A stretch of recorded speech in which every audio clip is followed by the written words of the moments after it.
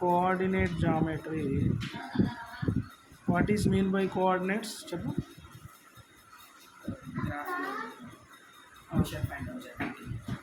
ఏం చేయడానికి అర్థం కాదు మళ్ళీ పొజిషన్. సో మరి అది కోఆర్డినేట్స్ అంటే ఏంటో తెలుసా నీకు? కోఆర్డినేట్స్ తెలియదా?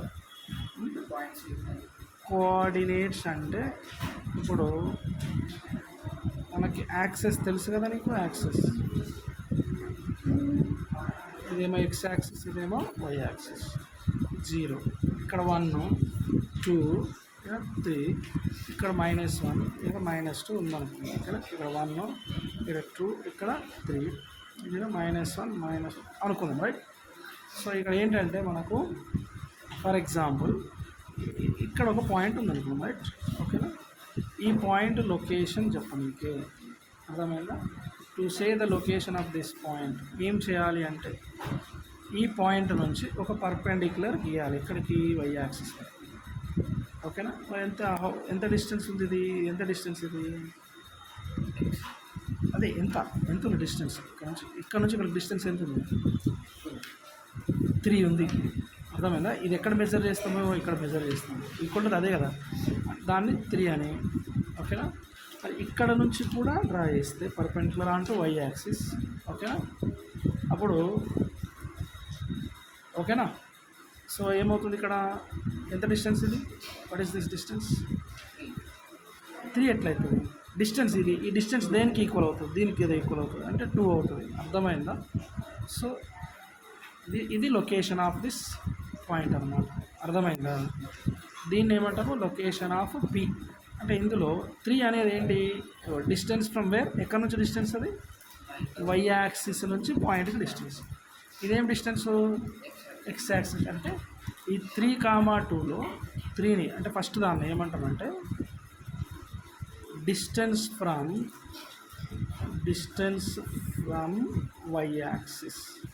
అది డిస్టెన్స్ ఫ్రమ్ వై యాక్సిసే, కానీ మెజర్డ్ ఎలాంగ్ విచ్ యాక్సిస్? ఇలా ఉన్నదని ఎక్కడ మెజర్ చేసినాం? ఇలా కదా మెజర్ చేసినాం. Measured along x axis. So ఈ distance from x axis y axis ఇది 3. సో దాన్నే ఏమంటామంటే ఎక్స్ కోఆర్డినేట్ అంటాం. అర్థమైందా? ఎక్స్ కోఆర్డినేట్ అంటాం. ఈ ఎక్స్ కోఆర్డినేట్కి ఇంకొక పేరు ఉన్నది, ఇంకొక 1 more నేమ్ ఉన్నది. ఏమి అదంటే యాబ్సిస్సా. ఓకేనా? అర్థమైందా? మరి 2 ఏంటి? 2 అనేది డిస్టెన్స్ ఫ్రమ్ ఎక్కడి నుంచి? Distance from x axis. అర్థమైందా? చూడు, ఇది డిస్టెన్స్ ఫ్రమ్ ఎక్స్ యాక్సిస్. ఓకేనా? Distance from x axis. దీన్నే ఏమంటాము? డిస్టెన్స్ ఫ్రమ్ ఎక్స్ యాక్సిస్ని అంటే వై కోఆర్డినేట్ అంటాము.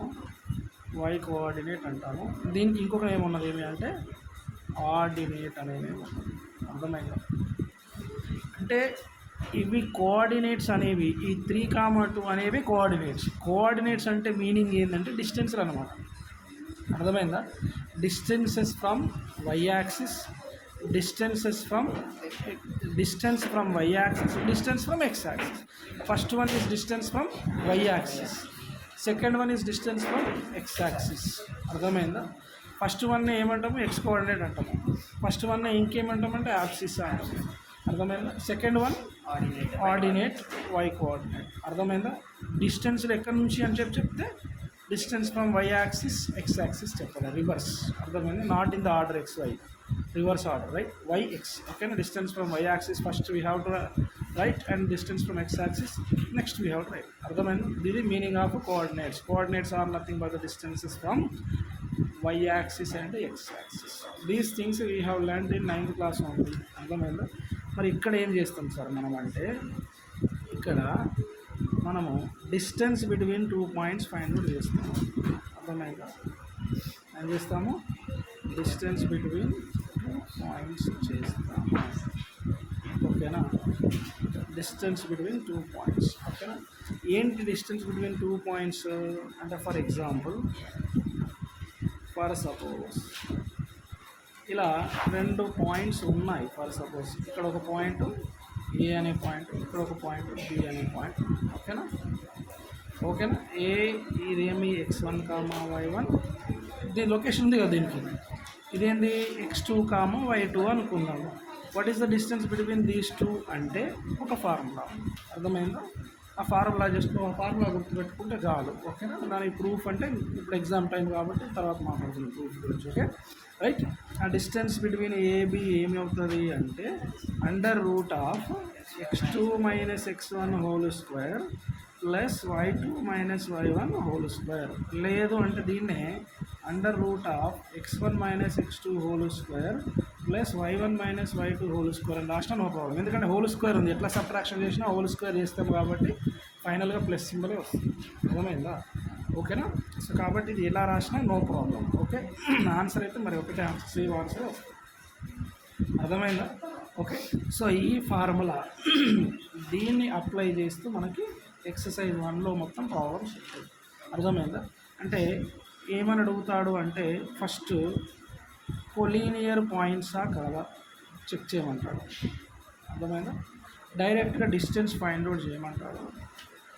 వాడు పాయింట్స్ ఇస్తాడు, అవి ఈక్విలేటరల్ ట్రయాంగిల్ని ఫామ్ చేస్తాయా లేదా అని అడుగుతాడు, లేదా ఐసోసెలస్ ట్రయాంగిల్ని ఫామ్ చేస్తాయని అడుగుతాడు. అర్థమైందా? ఇంకా 4 పాయింట్స్ ఇస్తాడు, ఆ 4 points vertices of A parallelogram అవుతాయా కావా. అర్థమైందా? లేదా వర్టిసెస్ ఆఫ్ ఏ స్క్వేర్ అవుతాయా, వర్టిసెస్ ఆఫ్ రాంబస్ అవుతాయా, ఇవన్నీ వాడు క్వశ్చన్స్ మనల్ని ఫ్రేమ్ చేస్తాడు అనమాట. మనము ఈక్వలేటరల్ ట్రయాంగిల్ అంటే ఏం చేయాలి? 3 డిస్టెన్సెస్ సేమ్ ఉండాలి. అర్థమైందా? అంటే ఇప్పుడు ఫర్ ఎగ్జాంపుల్ ట్రయాంగిల్ ఉందనుకో, ఈ లెంత్ అంటే ఏంది? ఈ డిస్టెన్సే కదా, అంటే డిస్టెన్స్ ఫైండ్ అవుట్ చేయాలి. అర్థమైందా? ఈ డిస్టెన్స్ ఫైండ్ అవుట్ చేయాలి, ఈ డిస్టెన్స్ కూడా ఫైండ్ అవుట్ చేయాలి. 3 డిస్టెన్సెస్ సేమ్ వచ్చినాయనుకో equilateral triangle, only 2 distances same వస్తే ఐసోసెలస్ ట్రయాంగిల్. అర్థమైందా?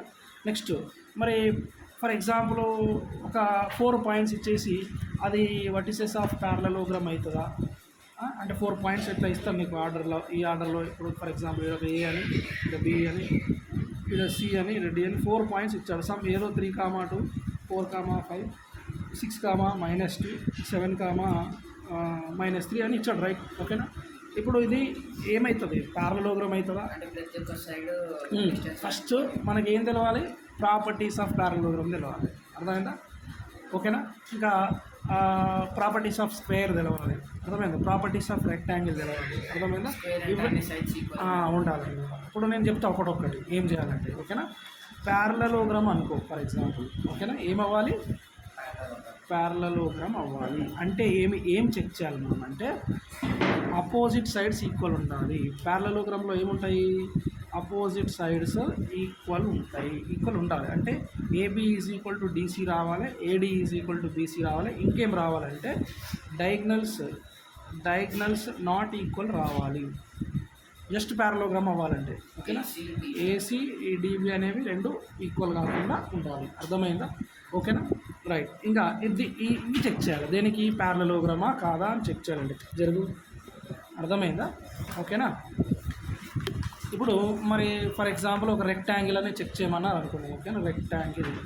రెక్టాంగిల్ అని చెక్ చేయాలంటే మరి రెక్టాంగిల్లో ఏముంటాయి కండిషన్స్ అంటే అపోజిట్ సైడ్స్ అపోజిట్ సైడ్స్ ఈక్వల్గా ఉండాలి. సేమ్ అక్కడ ఎట్లా ఉన్నాయి అక్కడ అపోజిట్ సైడ్స్ ఈక్వల్ ఉండాలి. ఇంకా ఏముండాలంటే డయాగ్నల్స్ ఈక్వల్ ఉండాలి. అర్థమైందా? డయాగ్నల్స్ ఏముండాలి? ఈక్వల్ ఉండాలి. ఓకేనా? రైట్. అది ప్యారలలోగ్రామ్కి రెక్టాంగిల్కి డిఫరెన్స్ ఏంటంటే అక్కడనేమో డయాగ్నల్స్ అన్ఈక్వల్ ఉన్నాయి, ఇక్కడేమో డయాగ్నల్స్ ఈక్వల్ ఉన్నాయి. అప్పుడు అది రెక్టాంగిల్ అవుతుందని రాస్తాం. ఓన్లీ సైడ్స్ ఈక్వల్ వచ్చేసి డయాగ్నల్స్ నాట్ ఈక్వల్ వచ్చినాయి అనుకో, దాన్ని ఏమని రాస్తాము? ప్యారలలోగ్రామ్ అని రాస్తాము. అర్థమైందా? డయాగ్నల్స్ కూడా ఈక్వల్ వచ్చినాయి అనుకో, అప్పుడు ఏమని రాస్తాము? రెక్టాంగిల్ అని రాస్తాము. అర్థమైందా? ఇప్పుడు మరి ఒకవేళ వాడు రాంబస్ అన్నాడు అనుకుందాం. రాంబస్. ఓకేనా? రాంబస్ అంటే ఆల్ సైడ్స్ ఈక్వల్ రావాలి. ఓకేనా? All sides equal, diagonals unequal రావాలి. అర్థమైందా? All sides equal, diagonals unequal వచ్చినాయనుకో, అప్పుడు ఏమని చెప్పాలి? ఆ ఫిగర్ని అంటే రాంబస్ అని చెప్పాలి. అర్థమైందా? Next square. ఓకేనా? స్క్వేర్. ఓకే, మరి స్క్వేర్ అంటే ఏం రావాలి? ఎప్పుడు చెప్తాం స్క్వేర్ అని? ఒకవేళ ఆల్ సైడ్స్ ఈక్వల్ వచ్చేసి డయాగ్నల్స్ కూడా ఈక్వల్ వచ్చినాయనుకో, డయాగ్నల్స్ ఆల్సో ఈక్వల్, అప్పుడు దాన్ని ఏమని చెప్తాము అంటే అని చెప్తాను, స్క్వేర్ అని చెప్తాం. ఒకసారి చూడు, ప్యారలలోగ్రామ్ అని ఎప్పుడు చెప్తామంటే diagonals opposite sides equal, diagonals not equal, then we will write that quadrilateral as a parallelogram. Opposite sides equal, diagonals also equal, then we will write that as a rectangle. Okay na?